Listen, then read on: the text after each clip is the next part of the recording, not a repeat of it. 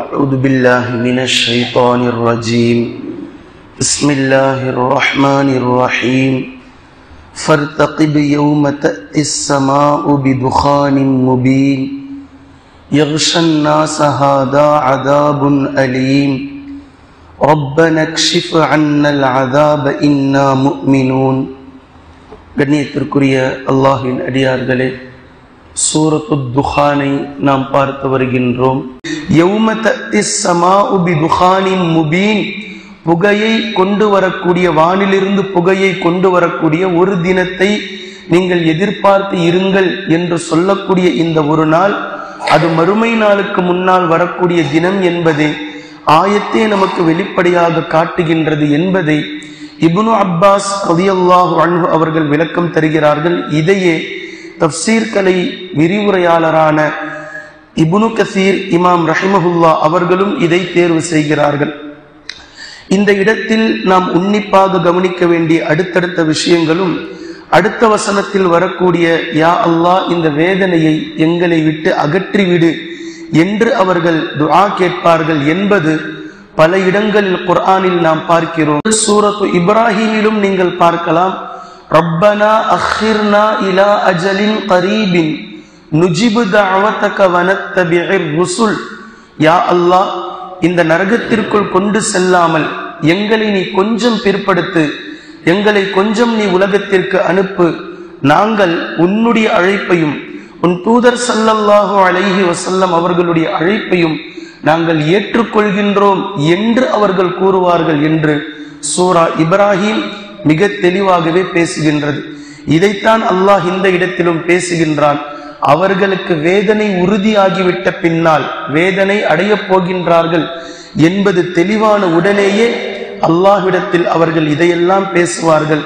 ஆனால் அல்லாஹ் பேசுகின்றான், அன்னா லஹுமுத் ذிக்ரா வகத் ஜாஅஹும் ரசூலும் முபீன்.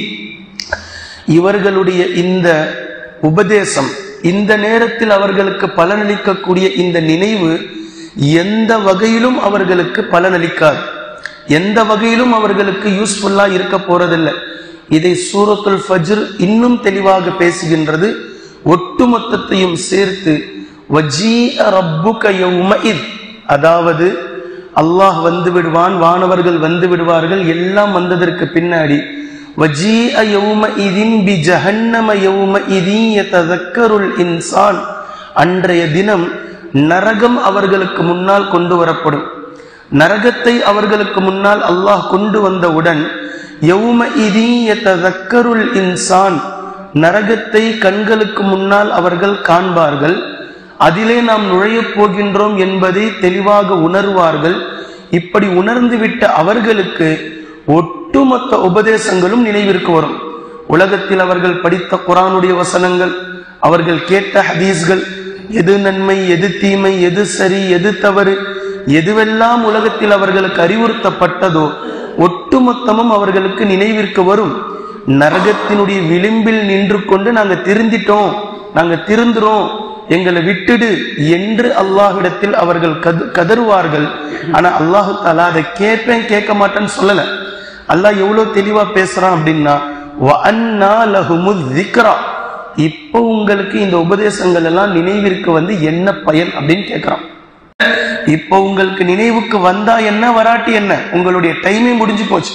வஅன்னா லஹுமுத் ذிக்ரா, பின்பு அவன் புலம்புவான், யகூலு யா லைதனி கத்தம்து லிஹயாதி, யகூலு அவன் சொல்வான், யா லைதனி எனக்கு ஏற்பட்ட கை சேதமே, யா லைதனி நான் நஷ்டவாளி ஆகிவிட்டேனே, இப்படிப்பட்ட ஒரு நிலைக்கு நான் மாறிவிட்டேனே, கத்தம்து லிஹயாதி என் வாழ்நாளில் நான் முற்படுத்தி இருக்கக்கூடிய ஒட்டுமொத்த செயல்களும் பாவங்களாக செய்திருக்கின்றேனே, இப்படி கொண்டுட்டு வந்து எனக்கு நிப்பாட்டிடுச்சு என்று அவன் அந்த நேரத்தில் புலம்புவான்.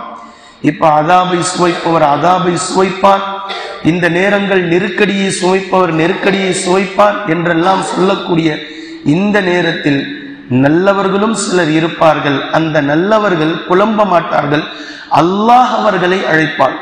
யா அய்யத்துஹன் நஃப்ஸுல் முத்மஇன்னா, நிம்மதி பெற்ற ஆன்மாவே என்று அல்லாஹ் அழைப்பான். இதுதான் உலகத்தில் எது தங்களுக்கு கிடைத்ததோ அதை கொண்டு போதும் என்ற மனதோடு அவர்கள் வாழ்ந்தவர்கள்.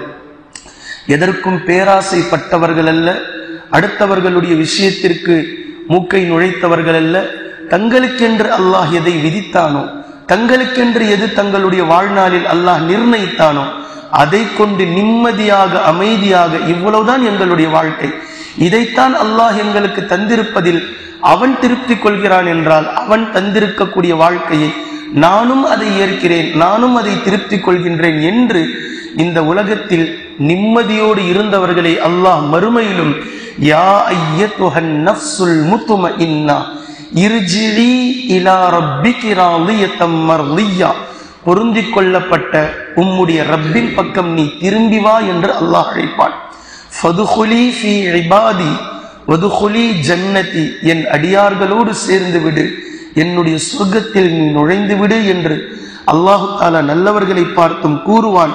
அதே கெட்டவர்கள் நரகத்தினுடைய விளிம்பில் நின்று கொண்டு புலம்பிக் கொண்டு கத்திக்கொண்டு இருப்பார்கள். அல்லாஹு தஆலா இன்னா காஷிஃபுல் அஸாப், அவர்களுடைய வேதனையை நாமும் நீக்குவோம், கலீலன் கொஞ்சமாக நீக்குவோம் என்று அல்லாஹ் பேசுகின்றான்.